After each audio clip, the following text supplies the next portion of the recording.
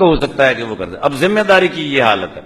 ایک پٹھان اور ایک سندھی ٹرین کے ذریعے کراچی جا رہے ہیں. اب سندھی کو آئی ہے نیند. اس نے خان صاحب سے کہا ادا سائیں مجھے نیند آیا ہے، جب حیدرآباد آئے تو مجھے اٹھا دینا. اگوں کے پی کے دے خان صاحب عمران خان صاحب دا کے پی کے اسمبلی چ نہیں جاندے، کوئی کام نہیں کرتے سوائے تقریر دے. اچھا یہ سارے ایک جے ہوندے نے. یہ نہ سمجھنا کہ پی ٹی آئی زبردست، مسلم لیگ نہیں اچھی، پیپلز پارٹی والے بھی نہیں. یہ مجھاں دیاں بھیناں ہوندیاں، سب ایک جے. انہیں کیا ادا سائیں جب حیدرآباد آئے تو مجھے اٹھا دینا.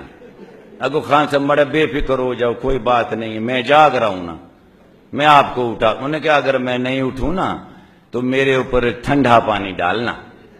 وہ کہتا مڑا میں ذمہ داری لے رہا ہوں، سو جاؤ آرام کرو.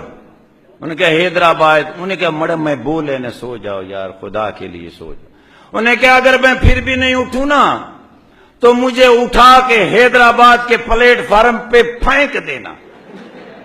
اس نے کہا مڑا میں ذمہ داری لے رہا ہوں، سو جاؤ. دونوں کو آنکھ کراچی جا کے کھلا.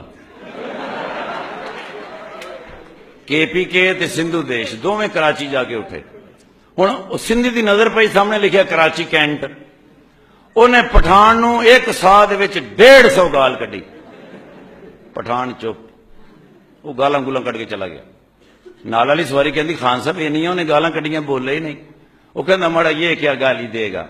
گالی تو وہ دے رہا ہوگا جس کو میں حیدرآباد پھینک کے آیا ہوں.